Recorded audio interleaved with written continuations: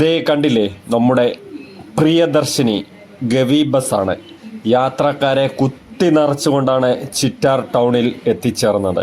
35 seat capacity മാത്രമുള്ള ഈ ഒരു ഓർഡിനറി ബസ്സിൽ 100-ൽ അധികം ആളുകളാണ് ദിവസവും ഗവിക്ക് പോകുന്നത്. പ്രിയദർശിനി സ്ത്രീ സൗജന്യ യാത്ര പ്രഖ്യാപിച്ചതിന് ശേഷം പത്തനംതിട്ടയിൽ നിന്ന് ഗവി വഴി കുമളിയിലേക്കുള്ള KSRTC യാത്രയ്ക്ക് ആളുകളുടെ കുത്തൊഴുക്കാണ്.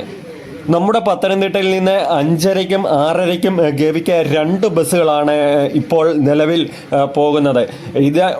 ഇത്രയും ആളുകളെ കുത്തി നിറച്ചുകൊണ്ട് പോകാതെ ഒരു അഡീഷണൽ ബസ് ഗവിക്ക് ഏർപ്പെടുത്തിയിരുന്നെങ്കിൽ വളരെ നന്നായിരുന്നു. ആള് കുറവാണെങ്കിൽ 3ാമത്തെ ബസ് നമുക്ക് ആ ഒരു ട്രിപ്പ് ക്യാൻസൽ ചെയ്യുകയും ചെയ്യാം. ആ രീതിയിൽ അഡീഷണൽ ഒരു ബസ് കൂടി ഏർപ്പെടുത്തിയാൽ വളരെ നന്നായിരുന്നു. അപകടം പിടിച്ച ഒരു യാത്ര തന്നെയാണ് ഇപ്പോഴത്തെ ഗവിയിലേക്കുള്ള യാത്ര. ഈ ഒരു ബസ്സിൽ സ്ഥിരം യാത്രക്കാരായ സ്കൂൾ കുട്ടികളുണ്ട്. അതുപോലെ മൂഴിയാറിലെ KSEB ഉദ്യോഗസ്ഥരെ, ഫോറസ്റ്റ് ഉദ്യോഗസ്ഥരെ, ആ ഉന്നതികളിലൊക്കെ പെട്ട ആളുകൾക്ക്, ഇപ്പോൾ സാധാരണപ്പെട്ട ആളുകൾക്ക് യാത്ര ചെയ്യുവാൻ ഈ ഒരു ബസ്സിൽ സാധിക്കുന്നില്ല. സഞ്ചാരികളുടെ ഒഴുക്കാണ് ഈ ഒരു ബസ്സിൽ. കണ്ടില്ല, നിങ്ങൾ കണ്ടു നോക്കൂ, ഈ ഒരു ബസ് നിറച്ച് ആളുകളാണ്. 100-ൽ പരം ആളുകളാണ് ഓരോ ട്രിപ്പിലും ഈ ഒരു ബസ്സിൽ സഞ്ചരിക്കുന്നത്. 35 സീറ്റിംഗ് കപ്പാസിറ്റിയുള്ള ഒരു ബസ്സാണെന്ന് ഓർക്കണം.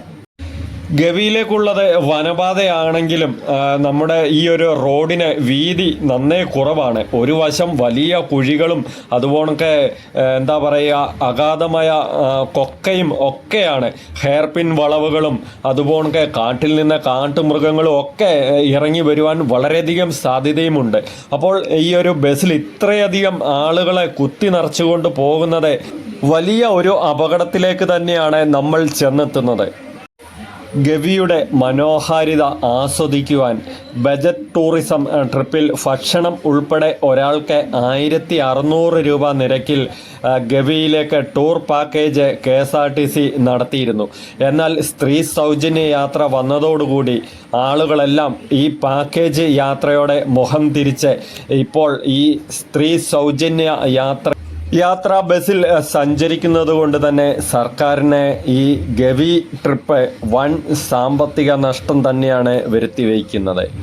നമ്മുടെ ഈ ഒരു സർക്കാർ ഒന്നുകിൽ ഗവിയിലേക്കുള്ള യാത്ര, സ്ത്രീ സൗജന്യ യാത്ര നിർത്തുവാൻ വേണ്ടി ഒന്ന് ട്രൈ ചെയ്യുക.